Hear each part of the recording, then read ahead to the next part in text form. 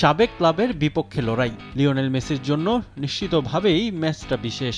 Club বিশ্বকাপের knockout পর্বের এই ম্যাচ উত্তাপ ছড়াবে এমনটাই প্রত্যাশা ছিল সবার। তবে স্বাগতিক হয়েও সুবিধা নিতে পারল না মেসির ইন্টার মায়ামি। টুর্নামেন্টের শুরু থেকে ধুঁকতে থাকা দলটার বিদায়টাও হলো করুণভাবে। বড় ব্যবধানে হেরে ছিটকে গেল ইন্টার মায়ামি। ম্যাচের শুরু থেকেই আধিপত্য দেখায় প্যারিসিয়ানরা। গোল পেতেও বেশি সময় নেয়নি ফরাসি ক্লাবটি। মাত্র ৬ মিনিটের মধ্যেই চমক দেখান পিএসজির জোয়াও নেভেস। তার গোলে লিড নেয় পিএসজি। প্রথম গোল হজম করেও ছিল না মায়ামির ম্যাচে ফেরার তাড়না। প্যারিসিয়ানদের রক্ষণ দেয়াল ভেদ করাটাই যেন অসাধ্য হয়ে পড়ে মায়ামির। স্বাগতিকরা না পারলেও থেমে থাকেনি পিএসজি। লিড দ্বিগুণ করতে চেষ্টা চালিয়ে যায় তারা।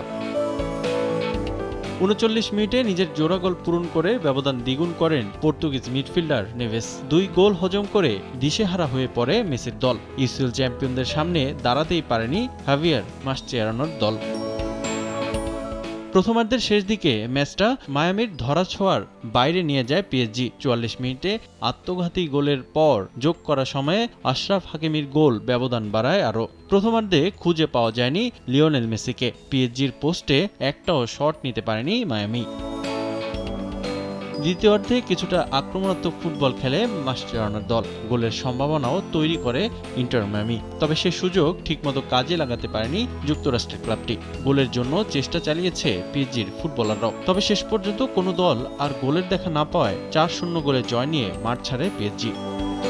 রিফাতুল ইসলাম মিরন, সময় সংবাদ।